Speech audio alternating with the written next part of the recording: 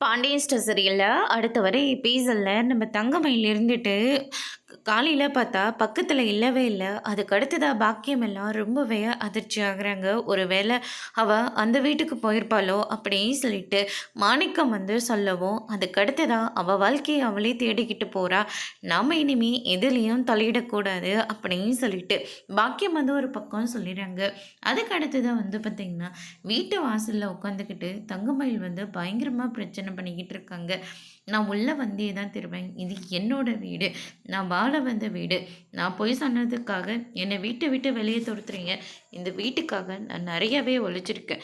மாடு மாதிரி உழைச்சிருக்கேன். எல்லாருக்கும் முன்னாடி எந்திரிச்சு இருக்கிற ஒரு வேலை எல்லாத்தையும் நான் பார்த்து முடிச்சு கடைக்கு சாப்பாடு கொண்டு போகிறதுக்கும் என் புருஷன் எங்கெங்கே இருக்காரோ எல்லா இடத்துக்கும் நான் சாப்பாடெல்லாம் கொண்டு போயிருக்கேன்.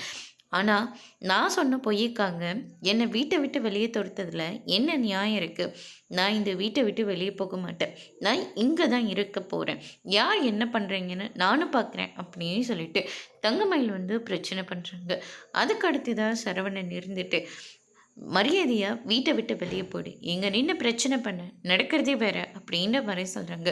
நீங்கள் அடித்தாலும் சரி, என்னை மிதித்தாலும் சரி, நான் இங்கேருந்து போகிறதா இல்லை. அப்பா, இவ கூட எனக்கு வாழ இஷ்டம் இல்லை. இவக்கிட்ட இருந்து எனக்கு டிவோர்ஸ் வாங்கி கொடுத்துருங்க அப்படின்ற மாதிரி சொல்லிடுறாங்க. இதை கேட்டோன்னே தங்கமயில் வந்து பயங்கரமாக ஷாக் ஆகுறாங்க.